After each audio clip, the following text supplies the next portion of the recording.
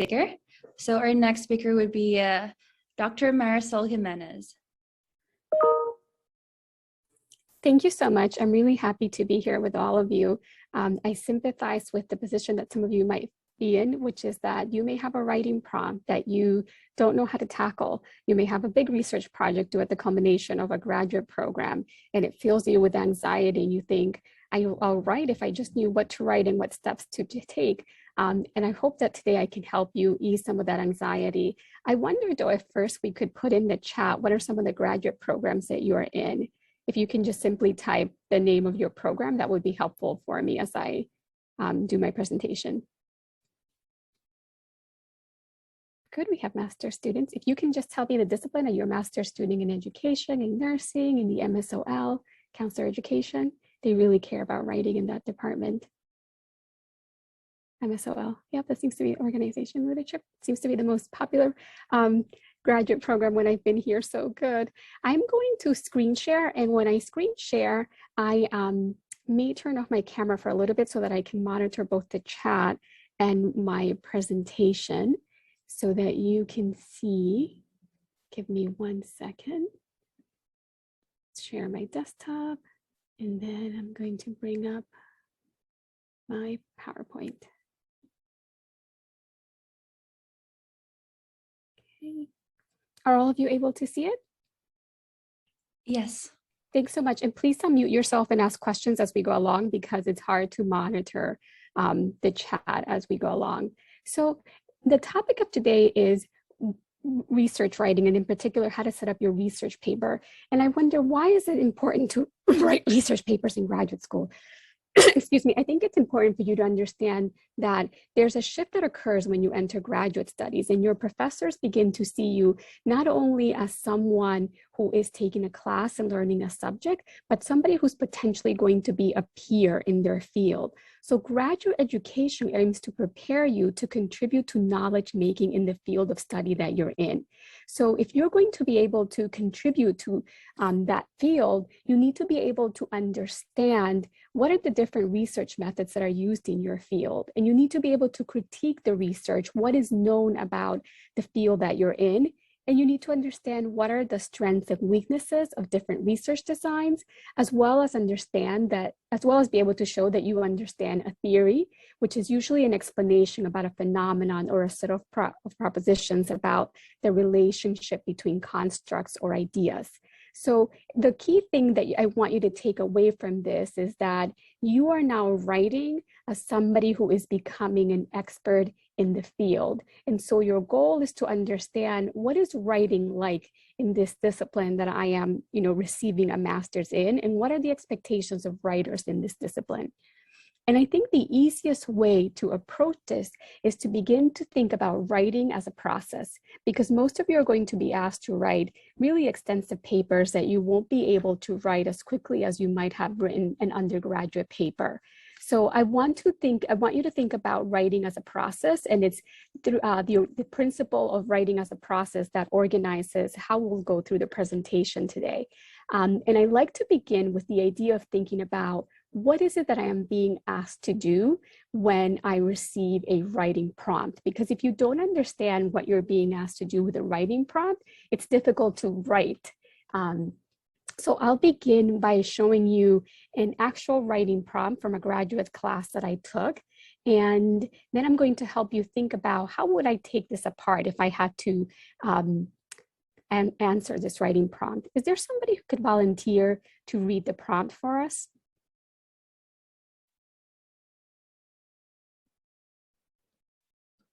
I will. Thank you, Shirley. Was it me or was it Vogue? Oh, who said I will? Sorry, I thought it was the person. I will, but Shirley raised her hand, so you can go ahead. Okay.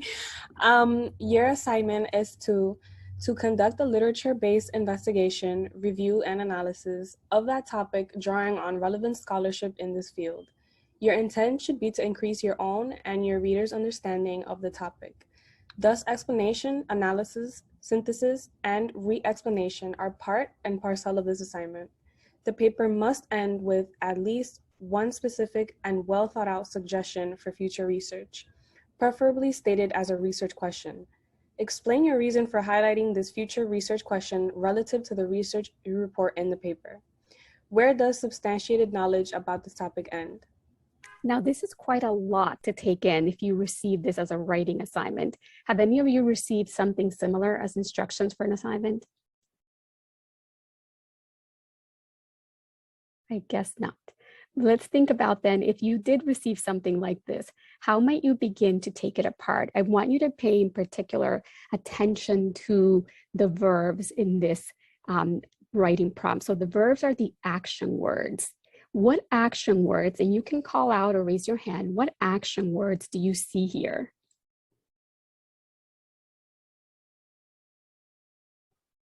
Let's look at the first sentence. What's the action word that we're seeing there?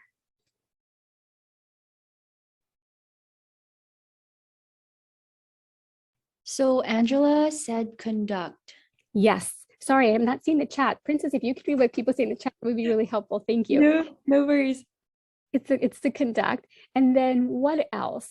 Let's look at the third sentence.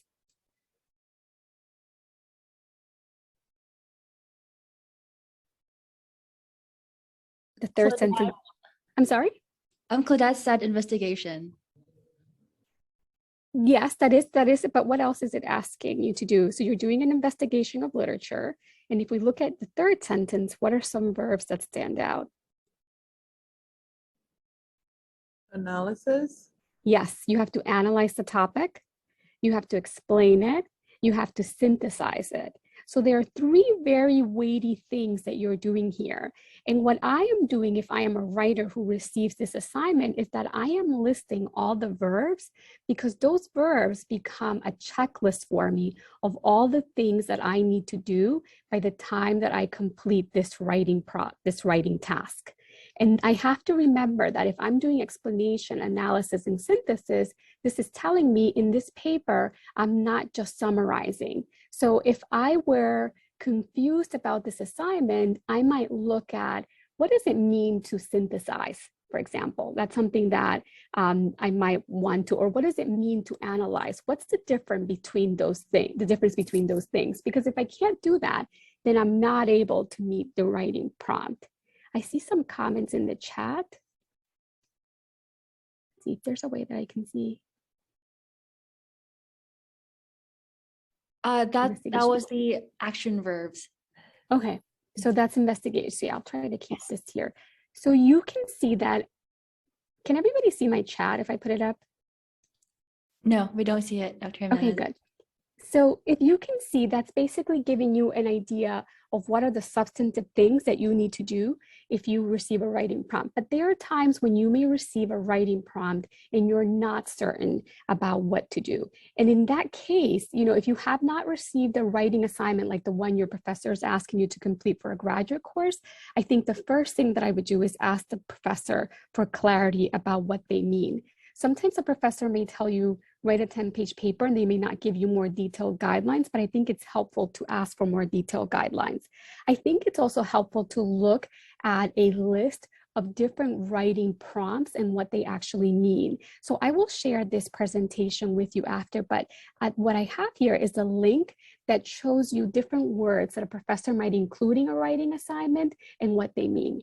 I also think that if you have a sense of what the writing task is, but you don't know how to execute it, and your program doesn't have examples of other students who completed a writing assignment successfully, one thing that I would highly suggest is advocating to your program director, your professor, that they preserve copies of student papers so that future classes can look at those papers. I know that in some departments in education, for example, the library used to hold a repository of graduate papers that students could look at to see examples of what were successful projects that students completed for graduation.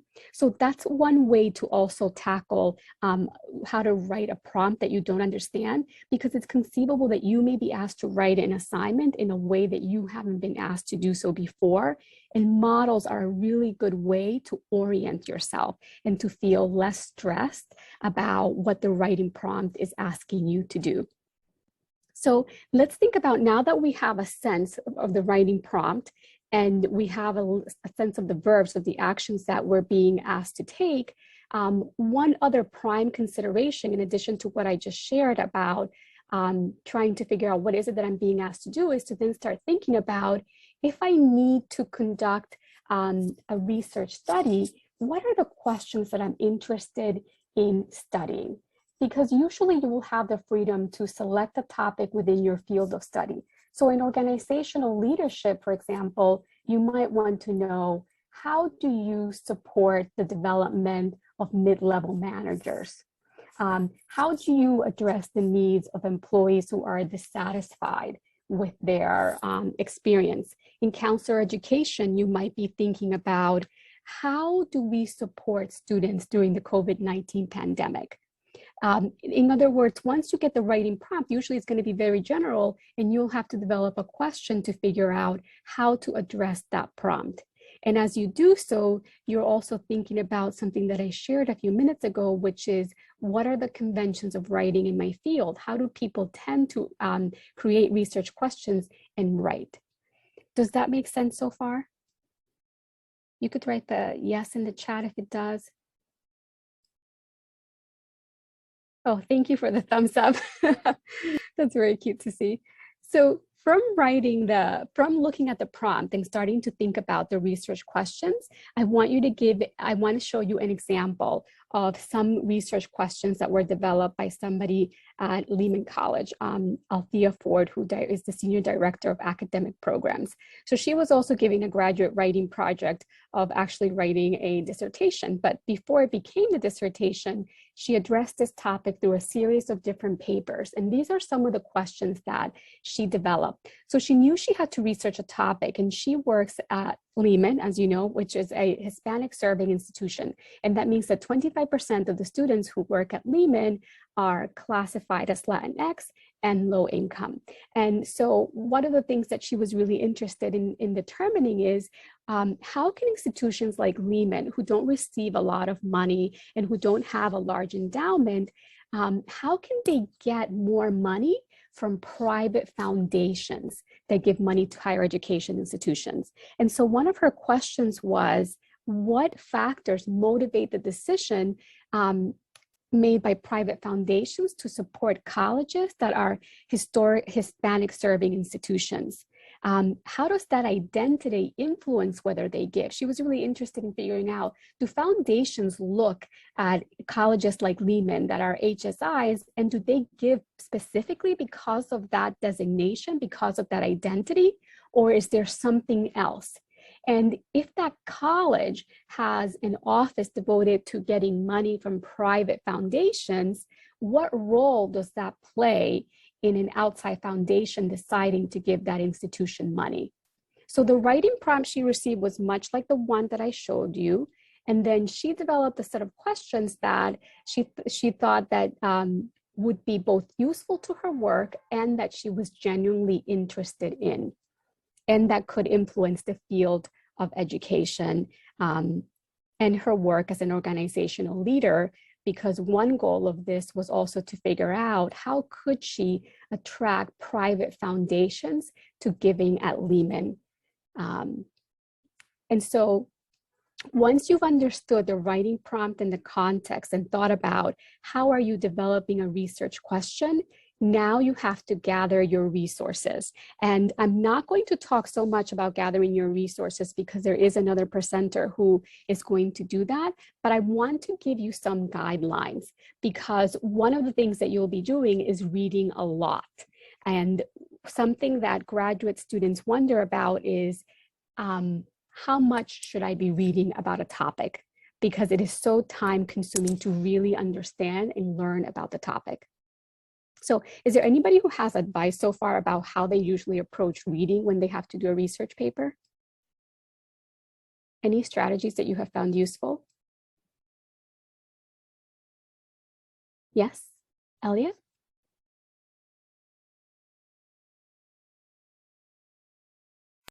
You can unmute yourself, Elliot.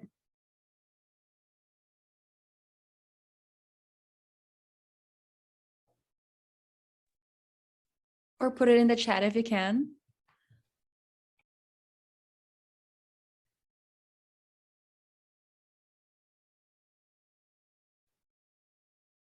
Well, I hope I'll go on, but I hope that we'll get to hear from you in a few minutes if your audio works. So one of the things that you're going to try to do is work with a librarian, and there is a librarian presenting today to figure out how to find appropriate sources for your research paper and the topic, sources that will help you answer the research questions that you develop. And one of the things that you can do is you have to read actively, paying attention to the headings of the articles that you find. Do you have to read everything that you find? No, you don't. Do you have to read an entire research article? No, but there are key parts that you should read. For example, when you find a research article, you're going to determine if it's useful by reading the abstract, because the abstract is going to usually give you a summary of what that article is about. And that'll give you a sense not only of what the article is about, but what were some of the findings. And if that abstract makes you think that the article is related to your topic, then I want you to read further and scan the research questions so that you know what they were studying, whether it's relevant to you. What were the methods that they use? What were their findings and conclusion? So there will be more than these parts in an article, but primarily these are the parts that will help you figure out, is this article relevant to me? Because if it's not, then you want to discard it, and you also want to see what else can you do to find literature that is relevant to your research study or your research question. But not every article will have these parts. And these parts are excellent because it makes it easy for you to figure out what to read. If your article does not have this, then look for, these are probably articles that are theoretical, and that means that they usually are critiquing existing literature or they're explaining a concept. And the methods section of an article is what's going to tell you whether an article is theoretical or whether it's reporting on what's called empirical research.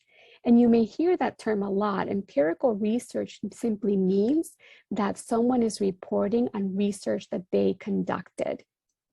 So if the article doesn't have those parts, one thing I like to do is to read the introduction and then read the conclusion.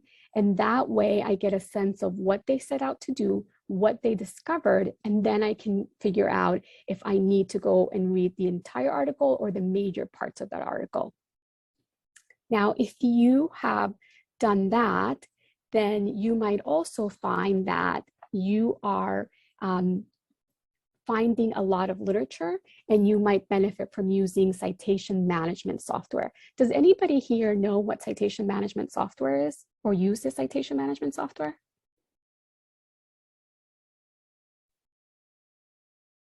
No?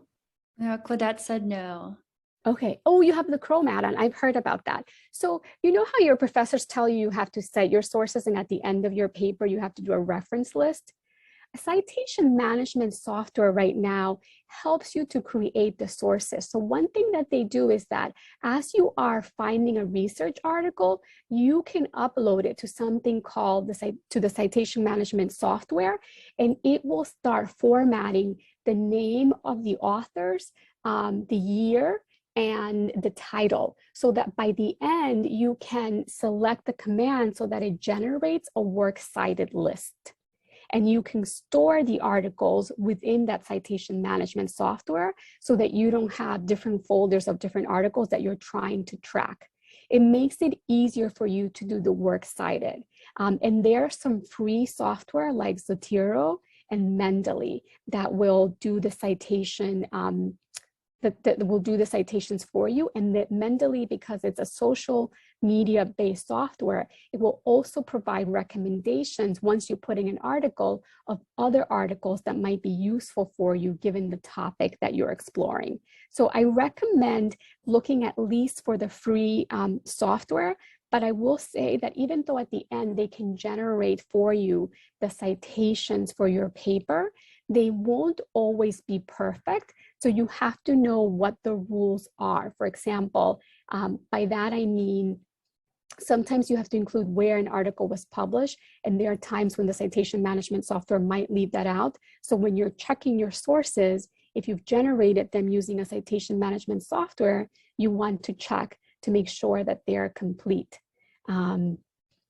And then the site while you write, plug the person who uses the Chrome add-on. Can you tell us a little bit about it, So it's a Abigail? plugin on Mhm, like on my Chrome, and so if I'm reading a page, even if mhm, it's not like a whether it's an article or even if I'm watching a video, so whatever, if it's a like insight citation, you mhm, just highlight the words that you want to cite, mhm. and then when you click on the I add-on, it generates a PA format for you, and it gives you like different variations. And if you are doing like your bibliography for the entire page, you don't highlight anything. You just click on the add-on and it brings it out for you, and then you copy and paste it. So that's a really amazing resource because I know a lot of graduate students come in to see us just for citation help, and you can certainly do that, but you can come in with a list that's already somewhat formatted and we can help you check it.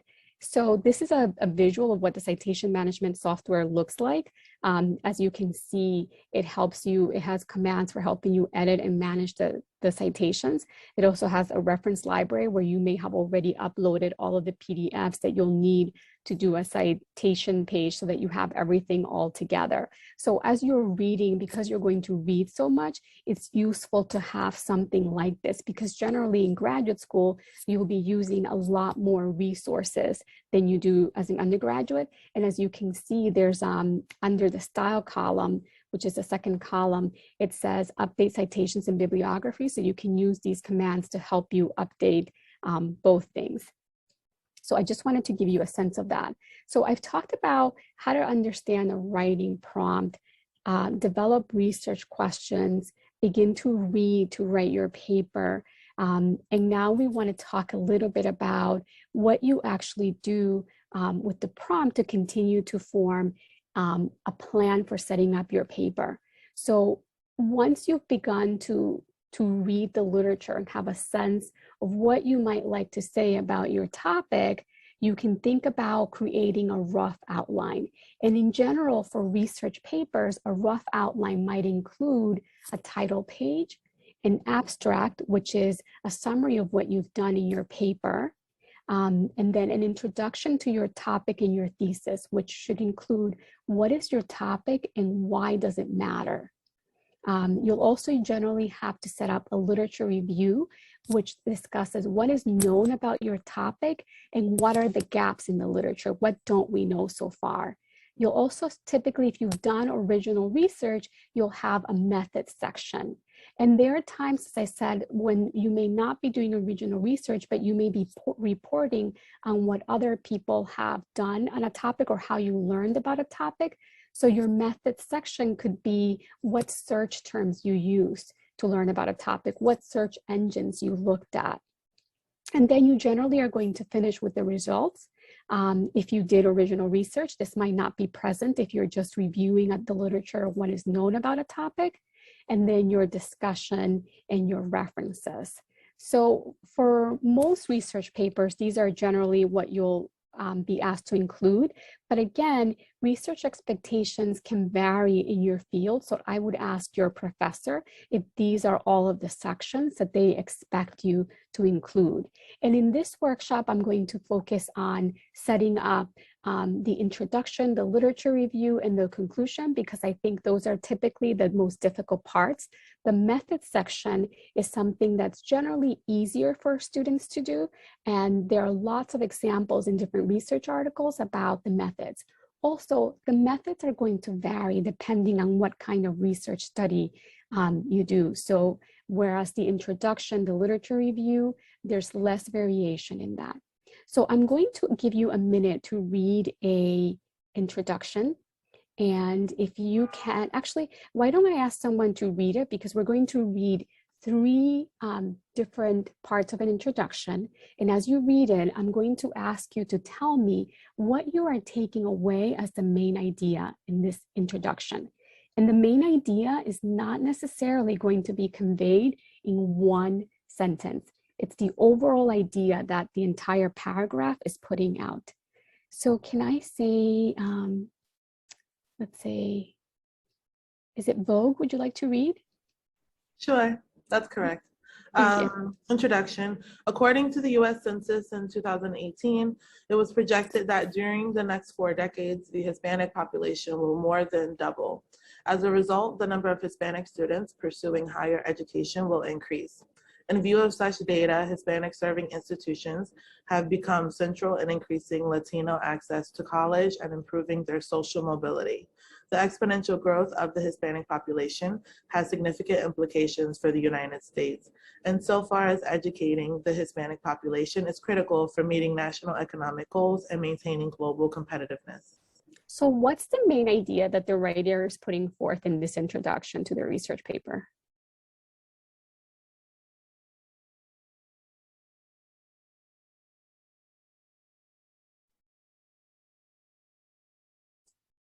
Higher education for the Hispanic serving students. Yes, that's excellent, Claudette. Why does education for them really matter? Because it's basically that, they're put on a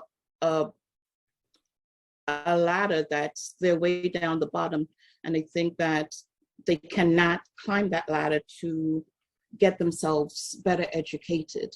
So well, aside from what they think, what is she saying about the number of Hispanic students or Latinx students that are going to be in the American educational system? Is the Latinx population increasing or decreasing according to this writer? Increase. Right, she says that it's going to be more than double. And what else does she say about why does their education matter? What larger goals does the college attainment or lack of college attainment of Latinx students affect? To improve in the social mobility, their True. social mobility. True. Let me see if I can also engage someone else. Abigail, can you think about why the writer is saying that it matters? Not at the moment. Okay, Aisha, Nicole, Angela. Gloribel, I can say. Oh, go ahead, Gloribel. Because it says that Hispanic population is critical for meeting national economic goals and maintaining global competencies. Right, the writer is saying, which is something critical in a research paper, you have to say, why does this matter? So the writer is building the case, the Latinx population in the United States is growing, and because they're growing, their education matters to meeting national goals. Because basically in a research paper, you are trying to understand something that hasn't been understood, that's something that's really different. You're not writing a paper to understand something that we already know generally. And that's one of the things that I said is unique about graduate studies, that you're being held accountable for contributing to knowledge in the field. So can I have someone else read this paragraph? This is a continuation of the introduction, because unlike papers in college, your introduction is sometimes going to be a page or 2 pages long, or perhaps even longer, depending on the topic. Can I get a volunteer to read this? I can read it. Thank you. HSIs are defined by the federal government in the Higher Education Act of 1965 as accredited degree-granting institutions with 25% enrollment of Hispanic students. U.S. Department 2016, Landon, ND. These institutions have been a source of concern for educators, policymakers, and practitioners because they are both unknown and not understood. Landon. Yet, current data indicates that HSIs educate approximately 64% of Hispanic students in American higher education and graduate about 40% of all Hispanic students. A primer on Hispanic, 2017. Despite these numbers, Latino students lag behind Blacks and whites in post-secondary enrollment, attainment, and overall earnings. So why do these colleges matter?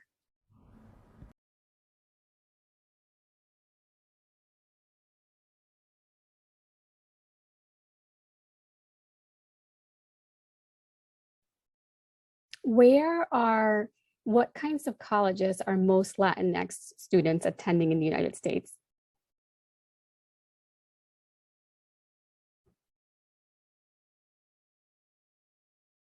I'll give you a hint. It's the third sentence.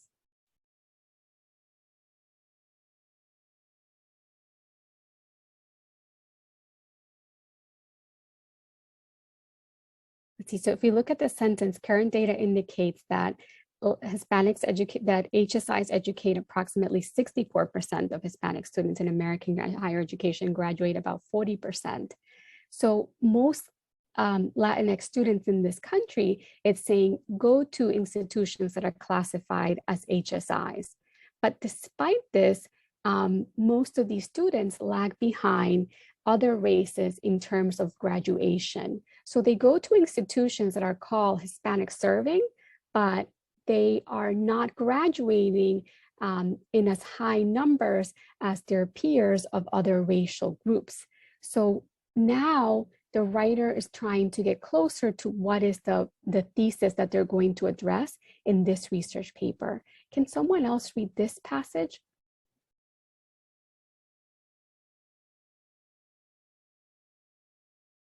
Claribel, can I ask you to read it again?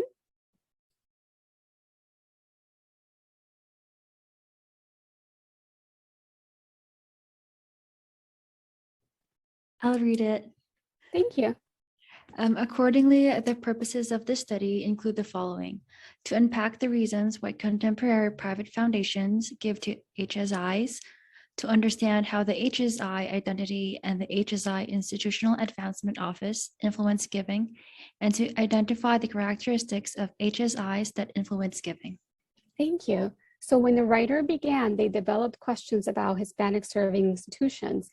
They found out, they made a case for why it matters to study these institutions, what's the impact on students, and why the topic is important overall. So they introduce the topic, and then they have in their introduction a problem statement about why the topic matters, which is also the thesis statement. And your papers don't have to be set up exactly in this way, but generally in a research article, you are establishing what do we know about this topic, what don't we know, and why is that a problem?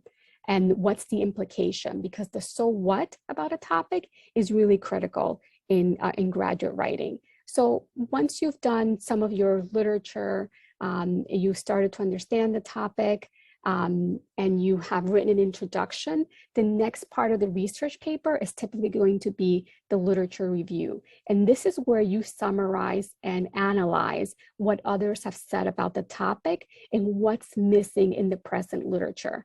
And there are multiple ways that you organize the literature review.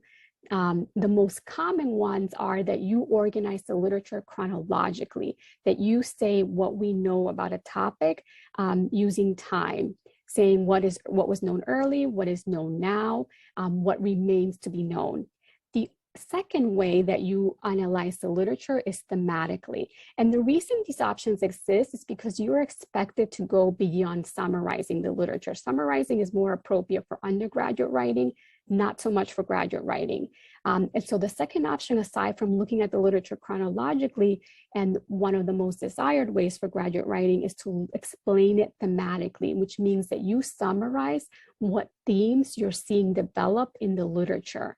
And this is something that's useful when a topic does not develop chronologically, or when the studies that you summarize are less important. So the other way that you summarize, that you set up your literature review, is to use the debate format. And the debate format might mean that you simply say, well, some writers have argued blah, blah, blah about this topic.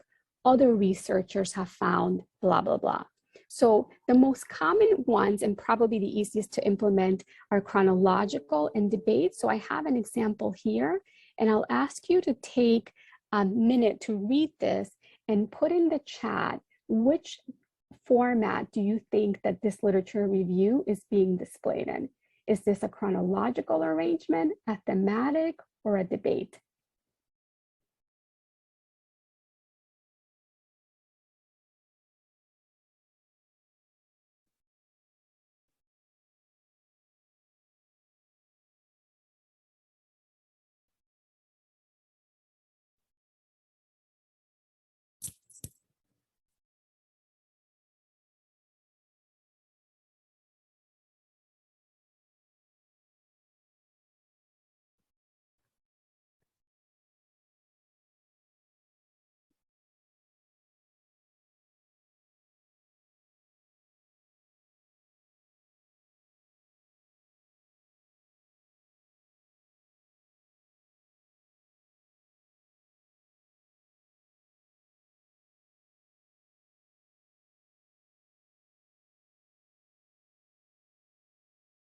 So how would you say that this literature review is organized?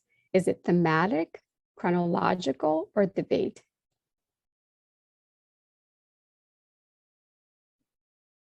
And what are the words that give you an idea that that's how it's organized?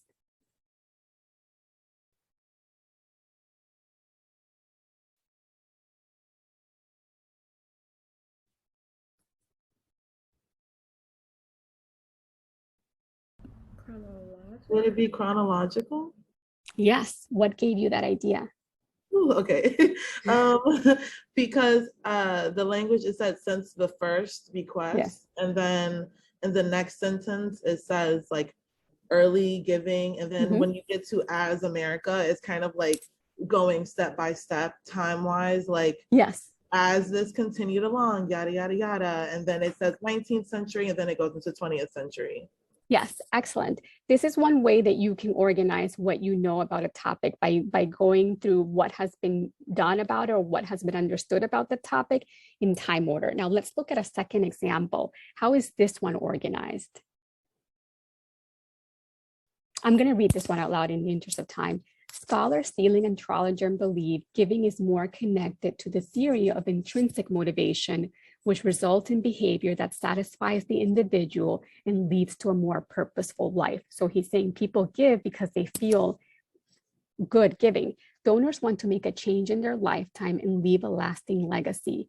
Renowned developmental psychologist and psychoanalyst Erik Erikson, in his lifespan theory of psychosocial development, suggests that people experience a desire to contribute to or nurture positive change that will last beyond their lifespan.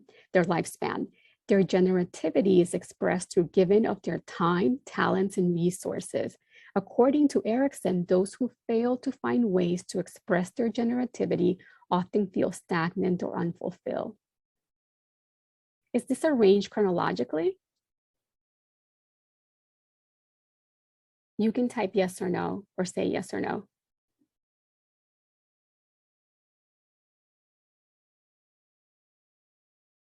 Are there time words that are telling us first this happened, then that happened? I see messages. Right, it's not organized chronologically. Instead, is it organized by the ideas or the themes that motivate giving? You can type yes or no. Yes, someone said yes, yes. It's organized by the idea that, so they looked at the literature of, well, why do people give? And they found, well, people give because they're intrinsically motivated to give. And then someone looked at the theory of lifespan of how people develop across time and said that people give because they have a desire to create change that's going to last beyond their life. Right. So this then begins to help the writer understand, well, why might a foundation decide to give money to an institution? And then they can go into saying, now I further study this topic by using these methods, which is what I said would typically follow the literature review. An APA style paper, if you're doing the methods, I said I won't go into this very much, but I do want to say that usually in the methods, if you did original research, you're going to say who you studied, how you decided to study those people, the sampling procedure, how you picked the population, the sample size that you use, and whether you did a qualitative or a quantitative study. And as you may know, a qualitative study is where you're usually collecting numerical data and summarizing it, whereas a quantitative, that's a quantitative study. A qualitative study is where you're usually conducting something like observations or interview research or focus group research, where you're trying to tell what's the experience, what's the sense that people have made of an experience that you're studying.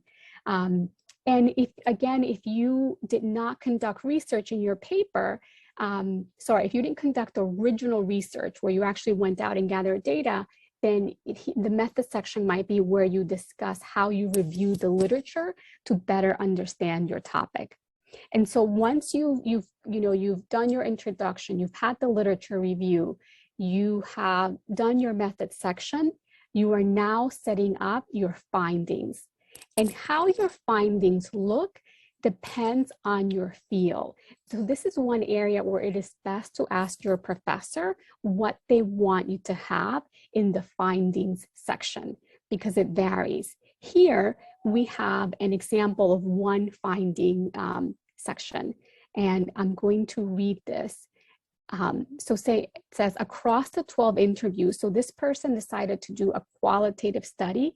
They interviewed foundations and they interviewed the foundation agents that are responsible for deciding to whom they give money and to what higher education institutions they give money. And she writes, across the 12 interviews with foundation officers, 4 sub-themes emerge, all related to my overarching finding pertaining to the ethos of care.